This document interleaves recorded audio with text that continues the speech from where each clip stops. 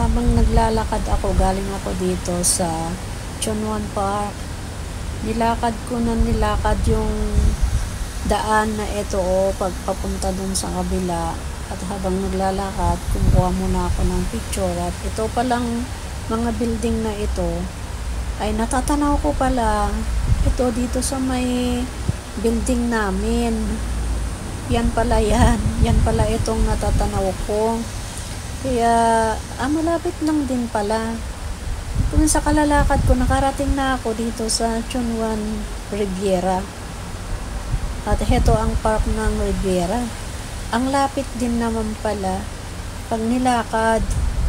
So sabi ko, kung wala lang itong dagat na parang malalapit din pala. Kaya yun, tuloy-tuloy ng lakad. Under renovation din itong kabila, kaya hindi ka rin sulpot doon sa kabilang lugar. Pero kung hindi na sana nakasara ito, pwede kong lakarin hanggang doon para makarating ako doon sa natatanaw kong building doon sa bahay namin. Ang lapit pala, pero meron yung isa kong vlog na napunta ako dyan sa kabilang building na yung natatanaw ko ngayon. Yan yung Chingy.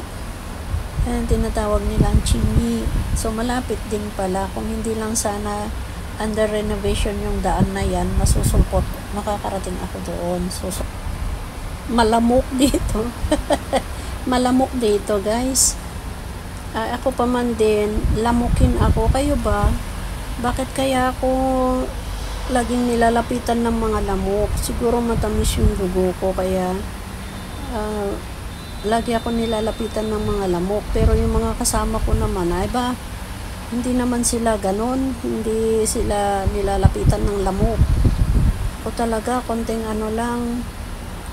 Diyos ko, grabe. Makati. Nakakairita. Pagka nandyan yung mga lamok.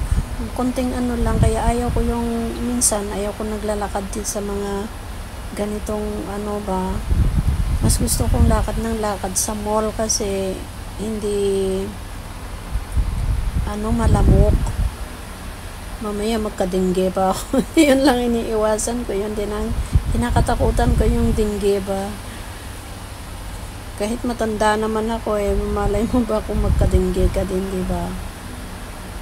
Hindi, ingat-ingat din sa para malayo din ng sakit minsan. Pero kahit na hindi ulan, lalo pagka mainit yung panahon, yun, madaming lamok. So nakarating na ako dito sa talagang may Riviera. Dito sa kabila, parang yan tong waterfalls dito sa pero wala ng tubig. Hindi nila binuksan yung tubig niya, kaya medyo walang tubig, walang laman na tubig. Yung parang waterfalls siya, pero parang ang tawag nito yung swimming pool kumbaga, pero walang laman, walang tubig. Ayan, so nilalakad ko na lang dito pang ubos ng oras.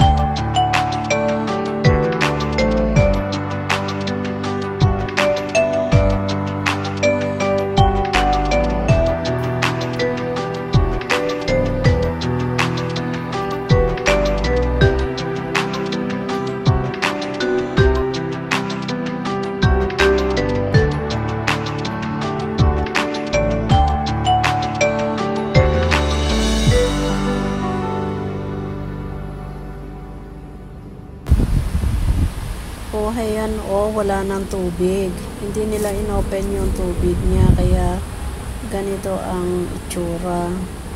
Pero pagka may tubig na ito, ay napakaganda. Kasi lahat na yung mga taas-taas na yan ay lalabas yung mga tubig, kaya napakaganda.